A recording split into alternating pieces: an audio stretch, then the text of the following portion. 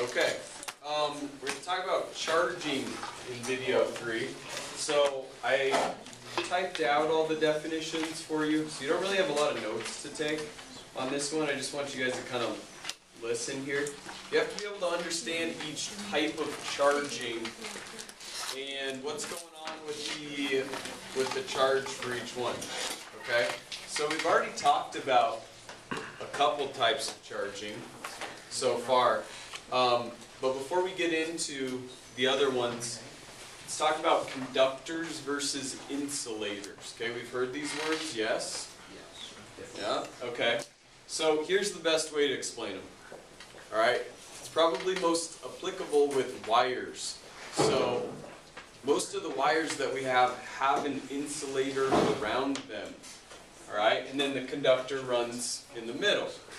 Okay, so here's why we do that.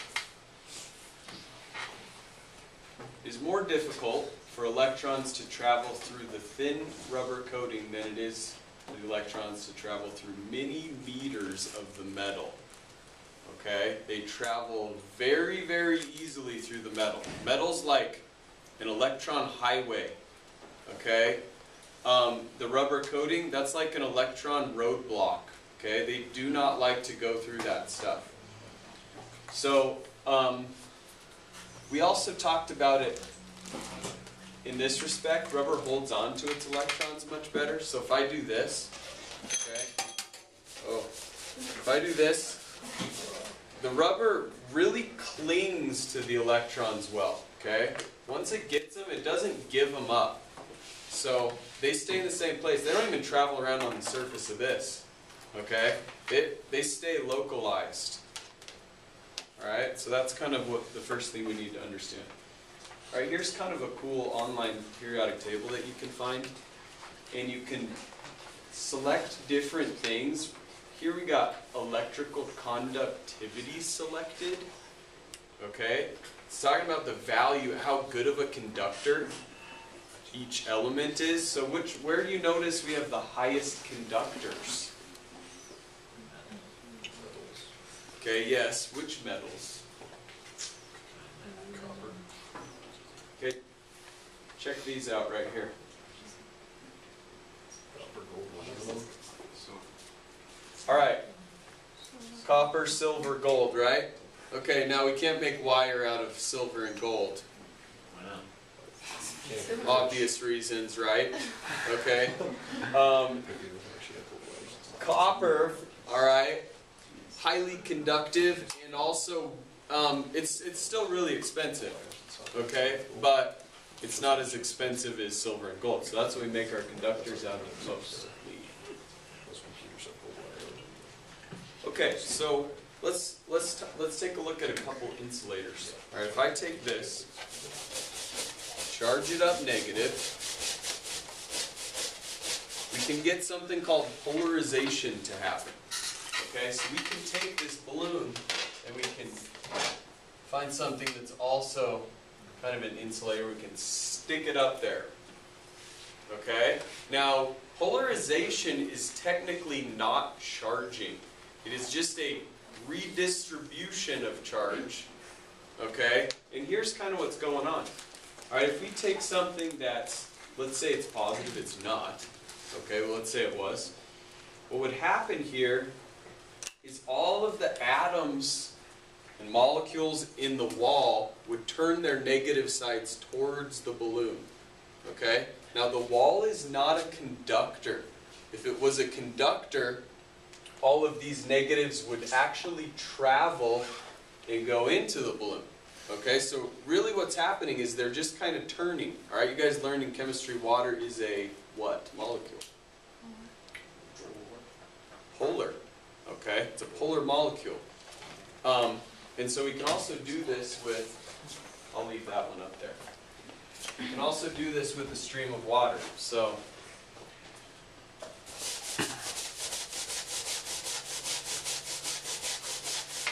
before I had Edgar, I used students' heads. So, Katie, you would have been like prime time right there. Money. Yeah. Okay, we'll see if this works. I don't know if you guys will be able to see this very well. Sometimes it works, sometimes it doesn't. Okay. Oh yeah. Okay, do you guys see the deflection of the stream there?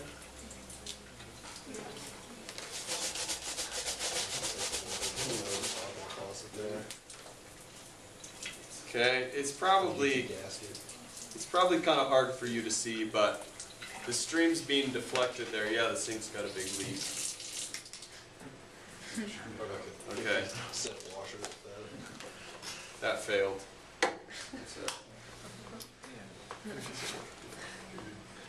Okay, so that's polarization. All right, charging by friction.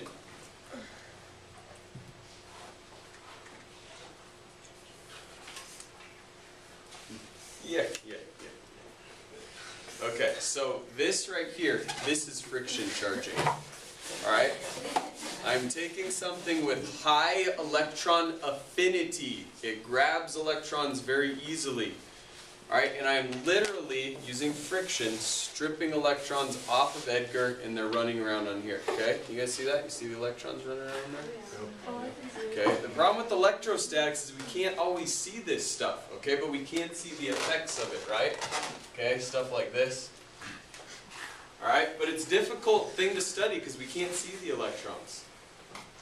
Okay? All right, so we already did this demonstration as well, okay?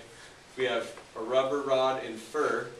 Everything starts out neutral, okay? Same number roughly, positives and negatives, okay? And right now you guys are neutral too, pretty much, okay? If we carried big amounts of charge all the time, then when we walk down the hall and we pass somebody, what would happen? Okay? All right, or we might repel each other. All right, there could be some repulsive forces, or there could be some attractive forces, right? Okay? Get back into chemistry. Get back into chemistry again.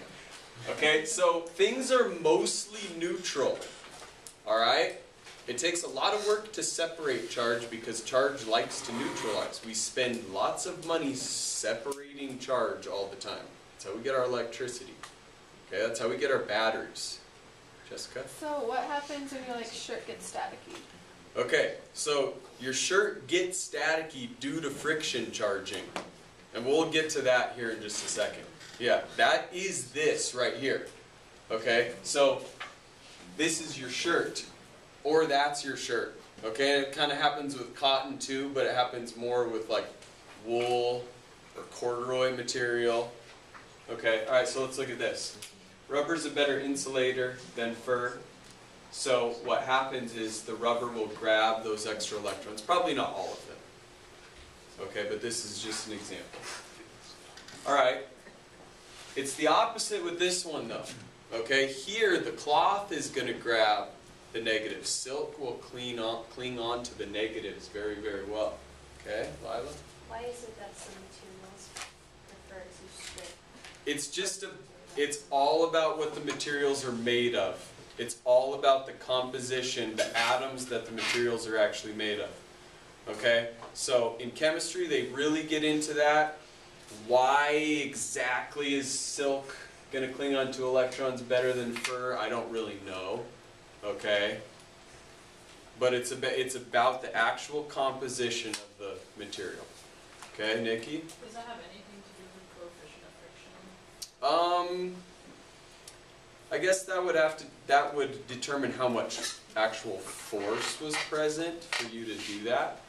Okay, and it would change maybe how many you could get, but it doesn't really determine how much the thing's going to cling on. Okay. Alright, okay, so you guys have done this before, right? At your house. Charged up your shoes. Okay, the bottom of your shoes are made of rubber. Okay, it clings onto electrons really well. So you do that, alright, and then you go and you shock your brother and sister. Okay, that should be a homework assignment, right? Yeah? Should I add that to the independent study sheet? Yes. Homework assignment, shock brother or sister and film and email to Mr. Hicks. Okay, this is friction charging. Alright, this is the reason why your clothes get staticky. Okay, so let's say let's say you're wearing a wool sweater and then you take off a down jacket. When you take off your jacket, isn't that friction between the kind of the nylon and the wool? Okay, and then you get all staticky and it starts to stick to you and stuff like that.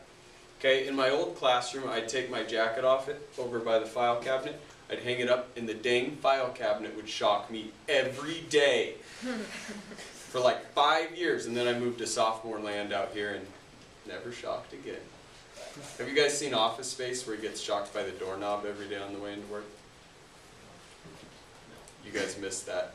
That was more my generation, I guess. Okay, so here's an example. Here's a real world thing, all right? This can happen. Don't let it happen to you. There's no sound. It's a... Okay, it's going to fill up her car.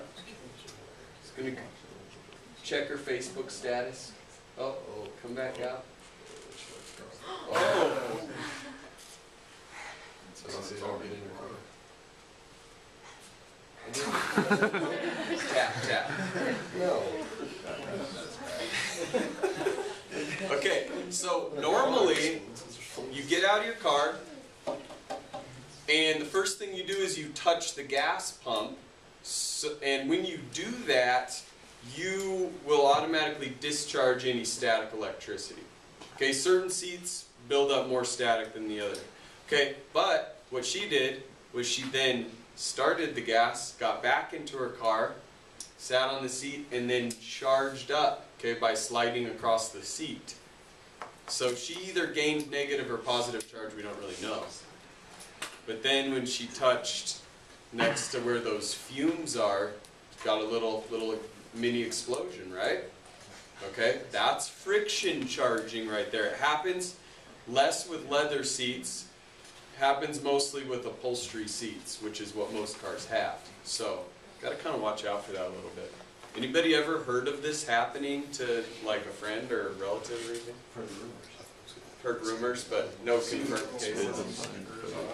I've never seen it happen or heard of it happen to anyone I know, but it very well could.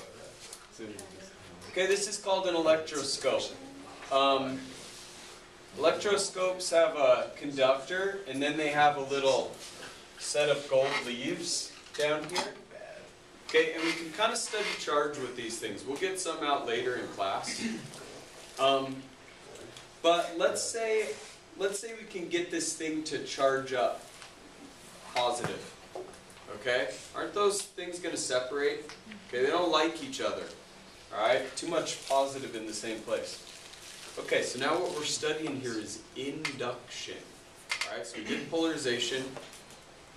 We did friction. Okay, now we're talking about induction charging. These definitions are in your notes. Okay, here would be induction. So we're going to bring some charged object. Okay, that would be this. Alright, the rubber rod here.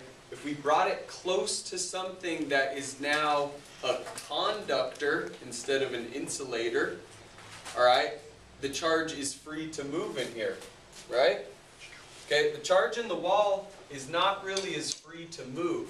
So what's going to happen is the electrons are all going to go down here. Okay, the protons are fixed.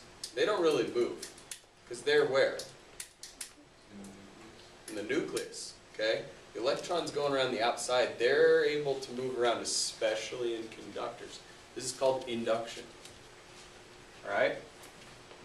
Okay, now what if we bring a charged positive rod? What's going to happen this time?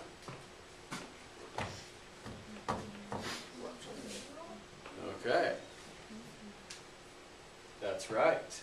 The electrons are now going to go up here. Okay? Now they're not going to jump. Okay? Yet. We will get to that in a second, Mr. Van de Graaff Generator. Alright? They will move, okay, they're going to redistribute within there. Okay. Now,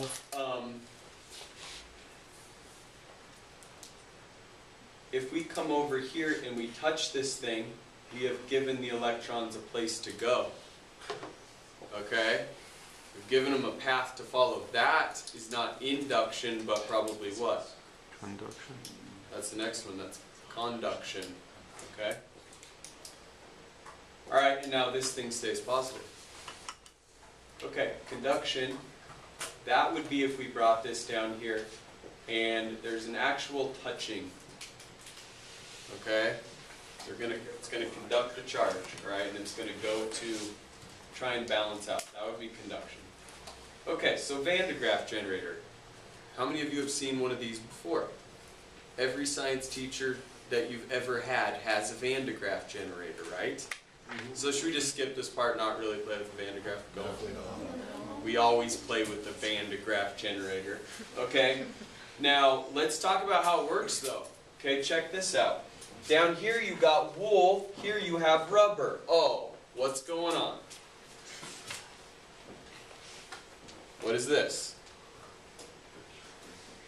Not animal harassment. Okay? Call him PETA. Okay, friction charging. Alright, but just by a different mechanism. Instead, this thing is, well, actually, never mind. Okay, it's a, yeah, that would have been weird. Okay, it's a wool pulley. Alright, and this is a rubber belt. Okay, now the electrons are going to stick really, really well to that rubber. And then they go up this. Okay, here's a motor down here turning this thing. And there's little points, okay, that stick down like this. Alright, and those little teeth are really good at snatching the electrons as they go by. So they deposit onto these teeth, and then they spread out on the dome. Okay, now, where's the balloon? Oh, up here. These two things, very, very different. Because if I put electrons on here, what do? Stay in the same place. They don't even travel around the balloon. How boring. If I put electrons on here, they will travel out and they will cover the surface of that evenly. Because it's a conductor, they're allowed to move around. Alright, it is an electron highway, okay? Electron roadblock.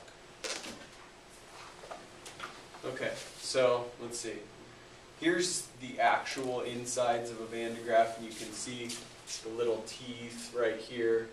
Right, and then there's a conductor that allows the electrons to stick to here. Okay, so let's go over here and mess around with this thing a little bit. So many different things we can do here. Alright, so we'll start off with this, plugging it in. I should turn it off. Good place to start. Okay, whose cell phone is this? This is not going to be good. Okay, in fact, all cell phones in this region, you might want to pass them down. We have fried phones, because we'll forget, we'll come up here. This thing is powerful. It'll zap your electronics. Yeah, move the expensive. Come on, Becca, don't you care about your calculator? For its well-being. I like how you guys all have the nice ones and then I have the original. Yeah.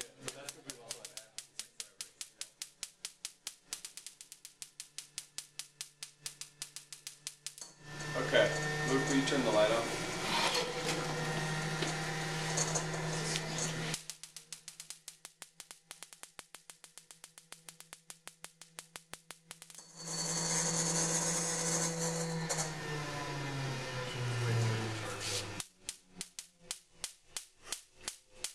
Okay, that is exactly the same as what?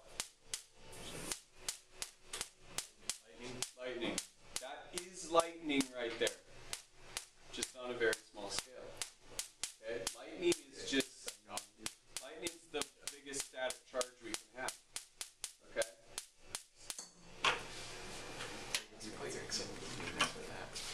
Alright, so here's what's happening. Charges, is it a continual zap? Is it a constant stream?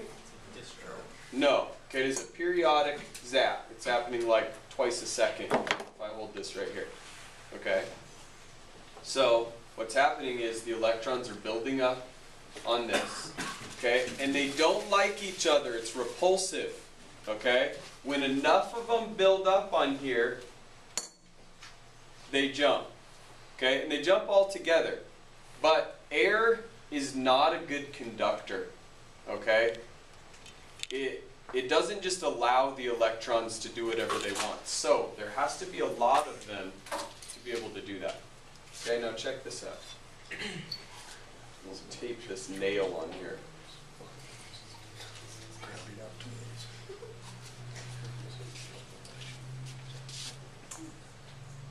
Oh wait, by the way, why am I not getting zapped? Because you're grounded.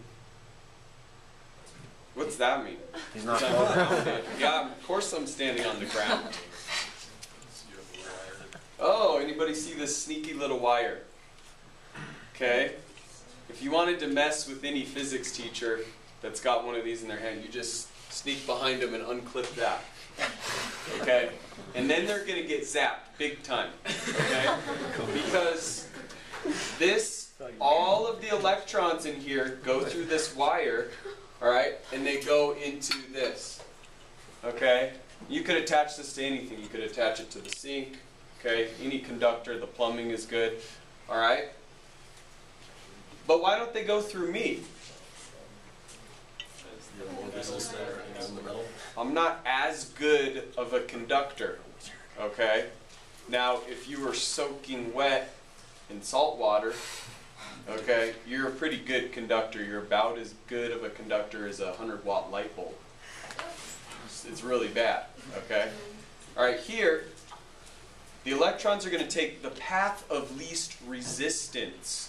Okay, and resistance is a word we'll use a lot on Thursday when we start talking about circuits. Okay, anyway, was there a question? Oh yeah. Yeah, Cameron? Have you ever built up enough static electricity to actually fry your ground wires? No. You should. If this had enough electricity to fry the ground wires, then I wouldn't be allowed to have this at school. Yeah, it would be banned. This can give you a good zap. And if you have a pacemaker, it's really dangerous actually.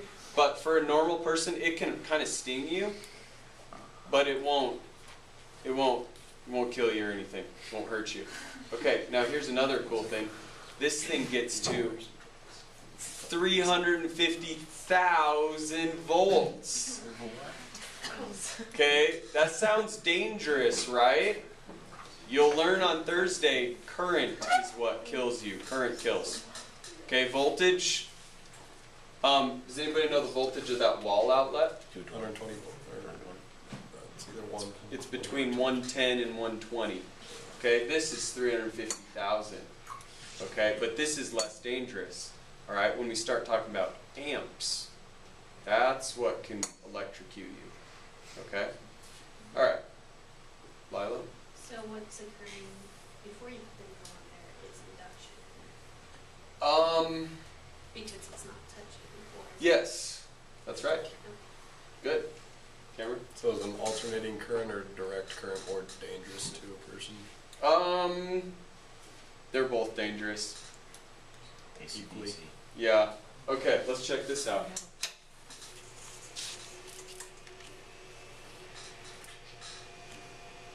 Okay, this. What the heck?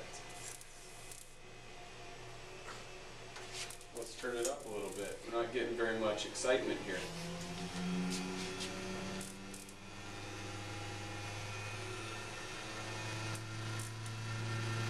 This is boring. I'm so bored right now. Okay, can you see the little zap right there? It's kind of a constant. If you're close, you can actually see kind of a blue line right there. It's a continuous discharge. Okay, what did I just build? A welding rod? I just built a lightning rod. Okay? Alright, now like this will build up a lot of charge. Okay? A lot of charge difference. This, pointy things like this, will accept the charge readily. Okay, so the charge is just simply leaking off of this really well onto the nail. Okay? Alright, now you can also do all of this stuff without the discharge rod. Okay? So, we could go like this. Ah. Ah. Okay. Kind of a little jolt. Now watch this. Safety.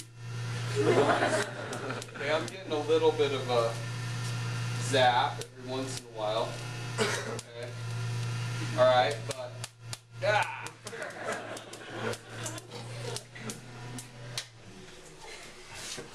Okay. Alright, lightning rod. That's what that is right there. It doesn't allow this to build up charge. Okay, we can do some other fun things.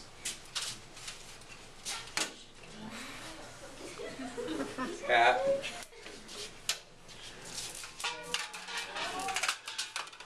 Yay. Okay. So as the this thing is fixed, right? Okay, it can't go anywhere. But if I put a conductor on here, those conductors build up charges, the pi tins, right? And then they want to get away from each other because they're all negative, okay? And those negatives repel each other.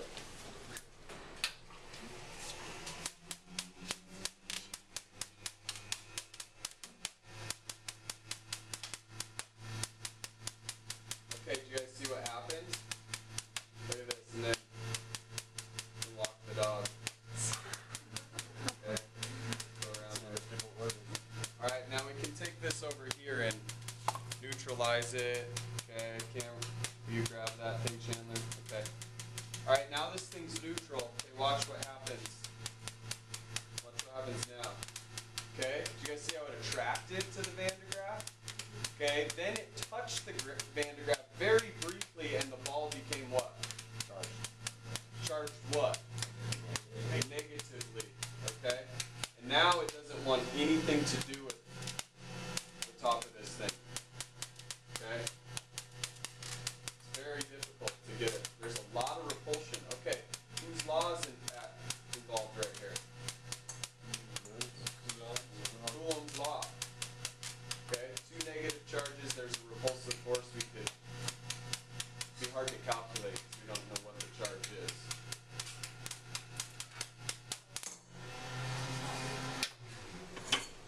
Okay, let's see what else we got sitting around. This is kind of fun. I get it out of it. Oh, let's make a huge mess. Look at that. All the little things from the whole thing. Okay, now we can stop it.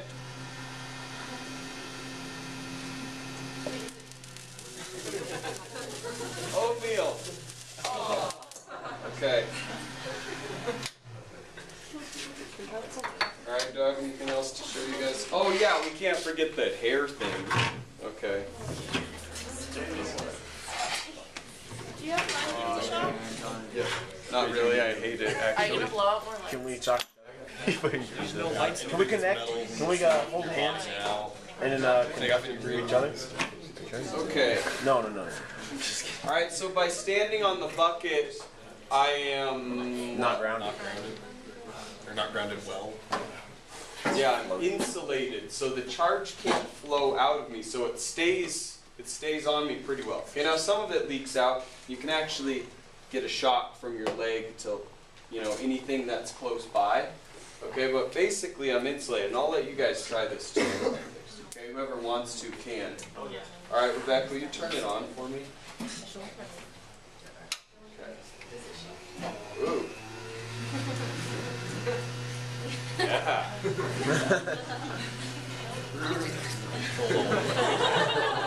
It's Frodo.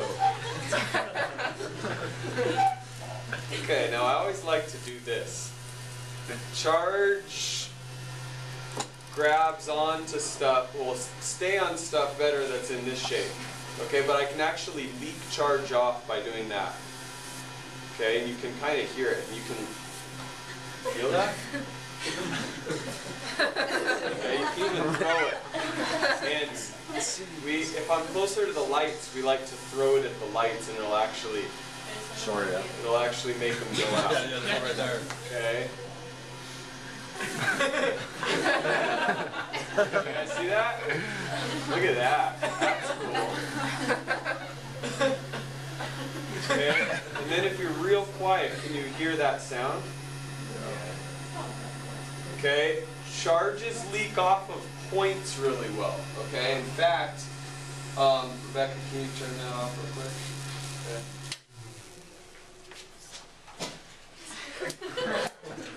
Okay, we could try this with a nail. Alright, go ahead. Okay, now you can really hear it.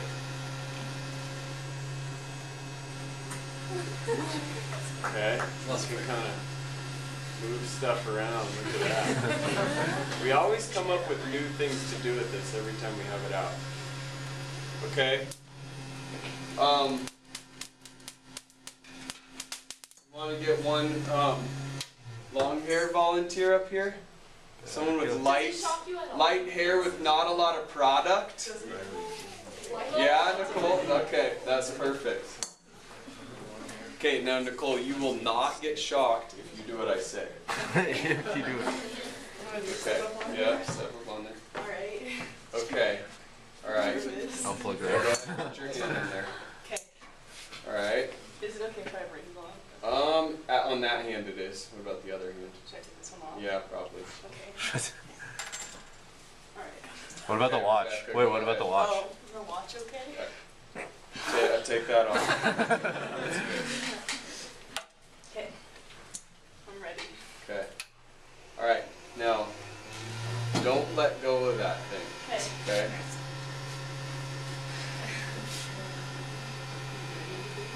Yeah. Okay, now you feel all tingly? Yeah. Okay, now do the shampoo commercial thing. Like what? Like the hair shake. That is, okay, so it's really dry here, right? Wow. That's impressive. Somebody take a picture. Yeah, someone take a picture of that. Take a picture of the phone. Okay, now Colorado, really dry air, right? Van de Graaff generators do not work near as well in like California or Texas, okay, because of the humidity. Oh, Wait, why did you Why did you okay. Well, the lighter your hair, the less mass to try and the less product you have in there. Also, oh, you meant the like light, no, I no, I meant didn't mean light like color. I meant like yeah. Well. That's maybe the best I've ever seen. Okay, now pull your hand off of there. You won't get shocked. Okay, now step down. You'll feel a little shocked. My face. Alright. Nice, Nicole. All right, that was pretty awesome. Cool. Good job. One more slide. So, yeah. Oh, you're not watching the break. Okay, so all those negatively charged hair fibers, right? Okay, when they get charged, they don't like each other anymore. Okay, so they try and repel. Or they do repel. Okay, last thing, we're going to briefly talk about lightning here. Maybe. Okay. And here's a little video that watch with intense music. Thunderstorms are water and heat.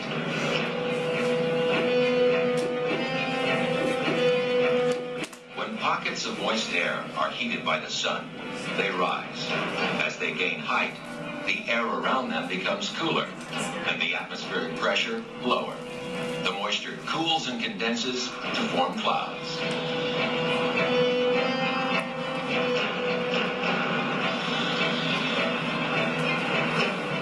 This process lies at the heart of all cloud formation. But to create lightning, it must go further.